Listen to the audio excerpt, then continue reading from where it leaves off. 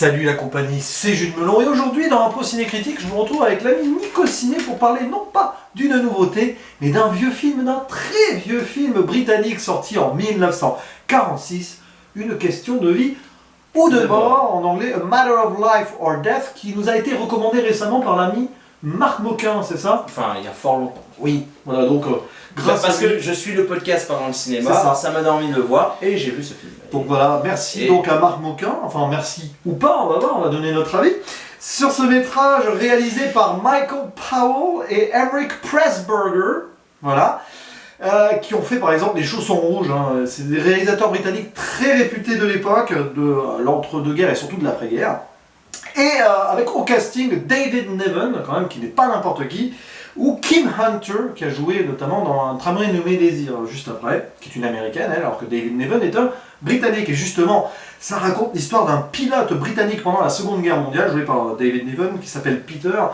qui est en perdition et il va mourir, il va s'écraser. Et donc, il est persuadé que c'est la fin. Et là, une dernière voix dont il tombe amoureux, une standardiste américaine. Voilà, c'est merveilleux. Une histoire d'amour qui naît comme ça juste avant la fin. C'est le crash. Et il n'est pas mort. Il survit miraculeusement sur une plage. D'ailleurs, il croit être mort, hein. C'est un moment, voilà, entre deux eaux. Et alors, qu'est-ce qui va se passer? En fait, il aurait dû mourir. Il aurait dû mourir, mais sauf que l'ange qui était responsable, je sais plus, un Français, un aristo d'ailleurs, s'est loupé parce qu'il y avait de la brume. Et du coup, il va revoir Peter pour lui dire, bon, là, mon gars, là, il faut y aller, hein, t'es censé être mort. Et il va refuser de partir parce que il est tombé amoureux. C'est beau, quoi. Est-ce que l'amour va réussir à le sauver d'une mort certaine? Ah, ça, vous ne le saurez pas. Il faut voir le film pour cela. Et qu'en as-tu pensé? Alors, si tu veux qu'on en parle, c'est que... Vu tes réactions et ce que tu me dis, je sens on va pas être d'accord. Moi, je trouve que c'est un film qui est incroyable, qui est drôle, qui est touchant, révolutionnaire, futuriste. Et faut pas oublier que c'est un film de 1946.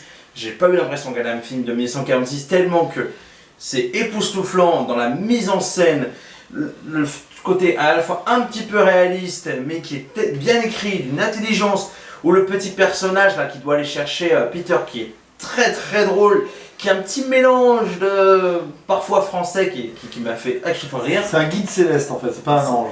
J'ai pas dit que c'est un ange, j'ai dit personnage. C'est moi qui ai dit que c'était un ange. Mais voilà, c'est un film qui m'a mis une baffe monumentale, où j'ai pris un plaisir total, mais il y a un petit truc qui m'a gêné vers la fin, on en parlera dans la zone spoiler. Donc en tout cas, moi je suis très heureux d'avoir découvert ce film. Ça prouve que voilà, tous ceux qui se branlent sur tous les films des années 80, 90, 2000, prouvent que voilà, ce genre de film, on était capable de faire largement mieux dans les années 40, 50. Sachant qu'il a été tourné, je crois, en 44, 45. Donc comme juste quoi, après la fin de la Seconde Guerre mondiale. Voilà, donc comme quoi on continue à tourner des films en pleine fin de guerre, alors que là on nous fait chier avec une épidémie. Voilà. Et toi, qu'as-tu pensé de ce film? Alors,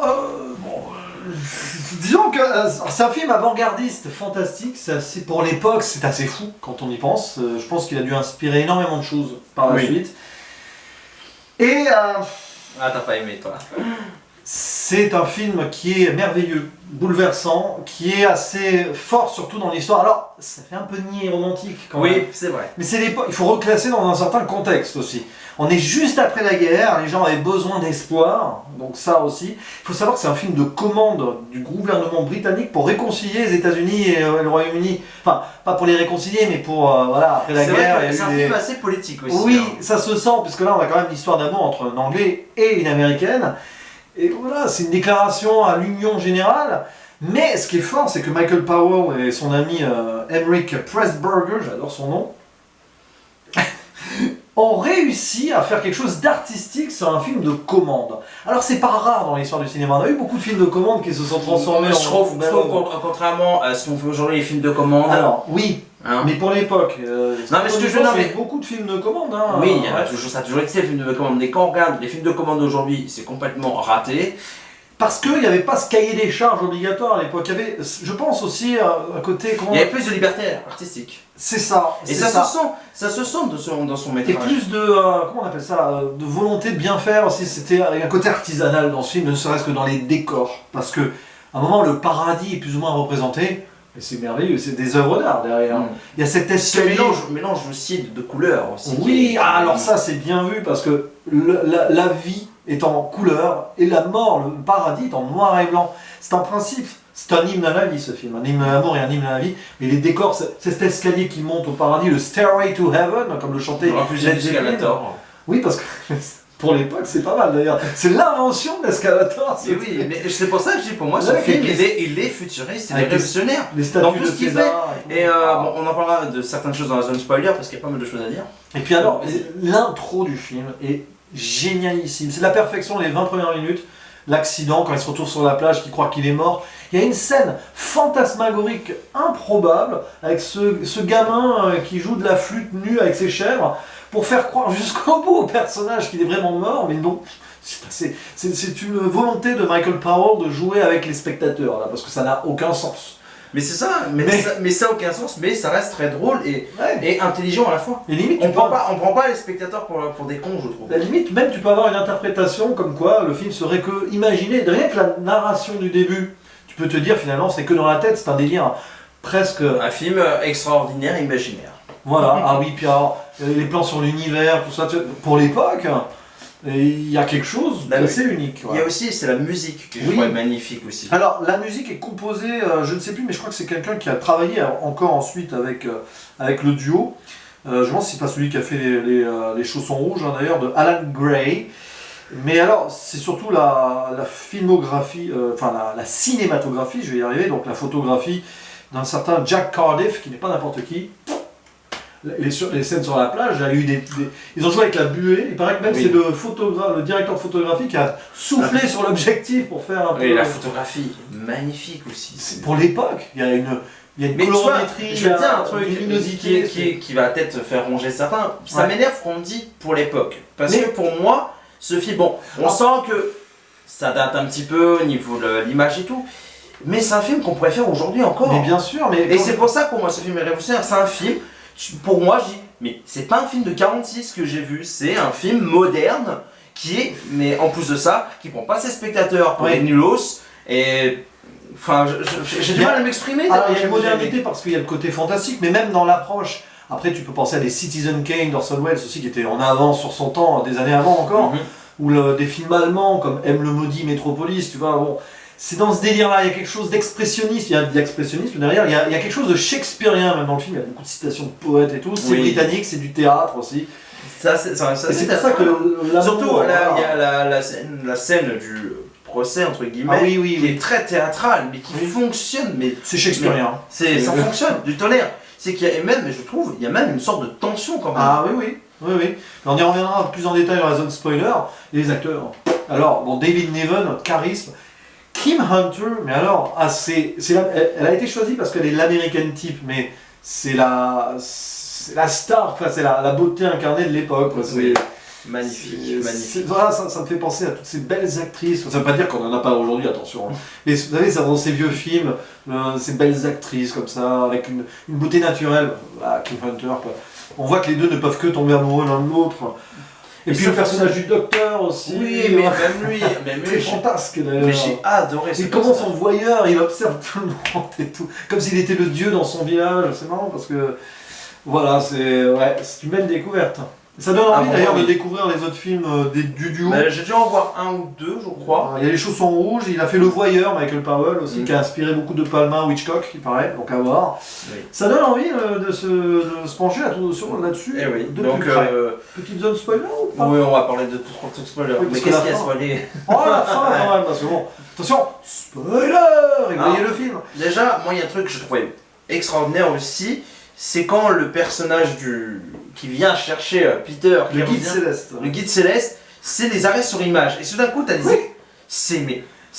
Apparemment, tu sens qu'il joue Peter et le docteur... Peter.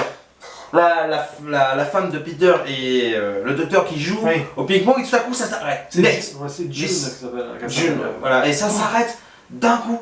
C'est fort, ça rappelle, c'est pas ma sorcière bien aimée, ça s'arrêtait. Mais c'est pas. Mais bon, c'était fait après ma sorcière bien aimée. Il y a l'épisode de la 4ème dimension aussi, comme ça, où le temps s'arrête. Mais c'est très bien fait, quoi. Puis même, tu sens que le personnage, t'as l'impression qu'il est idiot, mais C'est un aristocrate français, c'est drôle. Mais c'est drôle, mais c'est drôle, parce ça que là, fonctionne. Dans la zone spoiler, il faut dire un truc, c'est qu'il y a une lecture historique dans le film. T'as quand même, donc, dans le procès final, l'avocat, le procureur qui veut condamner, donc faire mourir Peter, c'est l'un des premiers Américains qui a été tué par une balle britannique après l'indépendance des États-Unis. Et il voit du coup le Britannique, là il a une haine contre les Britanniques, et au final finalement il y a une réconciliation, c'est là où on voit le film de propagande, mais c'est fait de façon très intelligente. C'est subtil. T'as l'aristo français, on sait que les Français aristocrates de l'époque ont aidé l'Amérique à être indépendante. Donc t'as une lecture historique qui est très maligne, et puis alors, une lecture d'union aussi, quand on voit un moment les jurés et tout, t'as toutes les populations qui sont Et ce représentées. qui est drôle aussi, c'est que pendant un moment on dit ouais, on va prendre des jurés américains ou britanniques, enfin je sais plus, Oui, t'as l'un, britannique. mais après ils inversent. Mais c'est la façon qu'ils apparaissent Ouais. et qui. Mais ces effets spéciaux à l'époque c'était déjà très beau quoi. Puis le côté, oui, t'as le côté, ce procès, quoi, ça a dû inspirer énormément de choses. Mais il dure assez longtemps, mais tu t'ennuies pas. Tu Non. t'ennuies pas. Non, c'est un beau film, hein. Alors, Oui. bon, évidemment, le côté romance niais qui finit en mode happy end, c'est le léger bémol quand Oui, même. c'est un peu prévisible. Et après, je peux le pardonner parce que tout le reste c'est tellement d'une beauté. Ouais, ça fait partie de ces grands films de l'époque, comme Et Casablanca, tu vois. Et puis même, je trouve que bah, ça fonctionne plutôt bien. T'es dans une période désespérée, on est en pleine guerre, bah, toi qui l'envie c'est de tomber amoureux, là t'es sur le point de mourir, puis finalement bah, tu retrouves Deuxième chance. et tu as une deuxième chance, mais c'est juste beau, contrairement à ce qu'on voit des femmes dans certains Disney ou qu'on voit dans certains films, tu tombes amoureux au bout de quelques jours, et puis ou alors on se dispute on voit dans la comédie française, on se dispute et puis hop, on devient amoureux, et alors que là, même s'il tombe amoureux au bout d'une journée, mais c'est tellement fait d'une façon, d'une beauté, parce que le mec il est sur le point de mourir, Ouais. et qu'en fait on lui donne une chance, mais c'est juste magnifique quoi. Donc Alors, pour moi c'est. Vous voulez qu'on referme la zone spoiler ou pas? On va fermer. Oui, parce que là, on est en train de sortir de la zone spoiler. Wow. Et oui, merveilleux, disais-tu. Ouais, pour moi c'est un film que je vous recommande grandement. Si vous avez un grand cœur, vous aimez les belles histoires d'amour, mais avec une proposition fantastique et vraiment avant-gardiste pour l'époque, et si vous aimez les films visuels qui racontent quelque chose avec leur décor, leur photographie, au-delà même des personnages, et qui a une lecture historique en plus, c'est un film riche. Il est riche, et puis je vais vous dire qu'à tous ceux qui disent que les films avant les années 80, voire même 70, c'est des films pourris, muets ou noir et blanc, ça prouve que ce film est grandiose, qui peut niquer tout un film qui est rempli de CGI comme certains Marvel. Bah, surtout qu'à l'époque, on jouait sur des décors et tout. Mais c'est Des ça, vrais décors. Des vrais décors. Pendant des heures et des heures. Et qui était aujourd'hui... fabriqué. Et je suis sûr que ce film a coûté moins cher que toutes les saloperies qu'on voit aujourd'hui. Ah bah clairement, oui, j'imagine, oui. Donc voilà, du coup, pour donner mon avis, pour Ouais. conclure, c'est un film qui est d'une beauté, qui est grandiose, que ce soit en termes de son histoire, artistiquement, la façon que c'est filmé, réalisé, une beauté avec des acteurs qui sont incroyables, et de l'humour, un sujet politique qui est bien écrit, qui est bien amené. Mais pour moi, bah, ça va être un très beau 9 sur 10. Bon bah écoute, c'est une très belle note. Moi je voudrais être un très bon 8 sur 10 qui méritera, à mon avis, déjà de monter à l'avenir. Ça, c'est une première lecture d'un film très riche, donc Oui. je mets rarement plus Et de encore, 8 sur... Et encore, moi lecture. je l'ai vu il y a 2 semaines, Ouais. donc je l'aime de plus en plus ce film. Donc, Tu l'aimes d'amour. ce film, si je l'envoie, il y a moyen qu'il passe à 10. Hein. Ah voilà, après bon, c'est le côté romance un peu, c'est pour ça que je mets pas plus que 8, mais c'est un gros coup de cœur parce qu'il y a... voilà, des films comme ça, il n'y en avait pas 1000 hein, à l'époque, et même aujourd'hui. C'est un film qui reste ancré dans son époque, Et qui je reste- veux dire honnêtement, qui a son empreinte sur le pour cinéma. moi, Voilà. ce film-là, je l'ai découvert il y a 2 semaines, donc merci à Marc Moncasse en réécoutant Merci, un vieux Marc épisode Moncasse. de Pardon le cinéma, hein, comme quoi ce podcast est très bien. Ouais. Je vous conseille d'écouter parce qu'on parle pas que des nouveautés, mais on parle aussi de grands films. Je dis pas qu'il n'y a pas de grands films alors aujourd'hui, hein, c'est Non, parce mais que des j'ai- films historiques, on va dire. mais parce qu'il est très comment dire, très historique entre guillemets, ils sont souvent en train de le vanner là-dessus, mais c'est toujours aussi drôle d'ailleurs.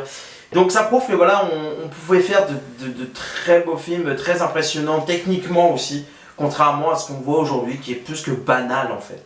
Ouais, c'est vrai. Mais Mais bon, pour moi, ça va être méchant ce que je veux dire, mais ça met une claque à la plupart des blockbusters qui font du bas de gamme aujourd'hui. Après, c'est très incomparable, mais on voit l'idée. Oui, quoi, c'est voilà. pas comparable, mais ce que je veux dire, Le savoir-faire, qu'on a peut-être un peu perdu aujourd'hui. mais je trouve que par rapport au savoir-faire, par rapport à ce que les deux cinéastes nous proposent, c'est plus grandiose que les magnifiques effets sociaux qu'on a aujourd'hui. Eh ben, C'est pas comparable, mais je trouve que c'est mieux mis en scène, contrairement à ce qu'on voit la plupart des faquins ou des yes man qu'on voit aujourd'hui. Et ben moi, j'oserais une conclusion là-dessus, c'est que si cette crise du Covid, qui fait beaucoup de mal au cinéma et tout, peut apporter quelque chose au cinéma, c'est un retour à ce savoir-faire avec moins de budget, parce que maintenant, il va falloir réduire drastiquement les budgets. Ouais, Ce genre de film, avec une touche moderne et tout, oui, mais ce genre de film fait avec pas beaucoup de budget, mais beaucoup de savoir-faire, et on met la main à la pâte, et ben j'espère qu'on en aura plus. Voilà. Voilà. Eh oui, c'est dit. Ben, il ne nous reste plus qu'à faire En tout cas, je suis très content d'avoir parlé de ce film avec moi toi. aussi, et puis voilà, on vous invite du coup à le voir si vous pouvez, parce que je crois qu'il a été édité en DVD. Il me Moi, je semble. l'ai en DVD Blu-ray. Donc, Blu-ray, en bonne carrément. qualité. Voilà. Il y a le Blu-ray DVD, je l'ai payé même pas quoi, une vingtaine d'euros Bah, chez voilà. Amazon. Donc si vous le trouvez, si vous avez, achetez-le dans le meilleur des cas. Ouais. Mais sinon, je pense qu'il est visible en streaming. Donc Oui, c'est un mais- film qu'il faut vraiment découvrir. Moi je l'ai vu grâce à un streaming Arte, parce qu'il a été diffusé sur Arte il n'y a pas longtemps. Voilà, je vous dis, on vous dit, à la prochaine, ciao. Wow.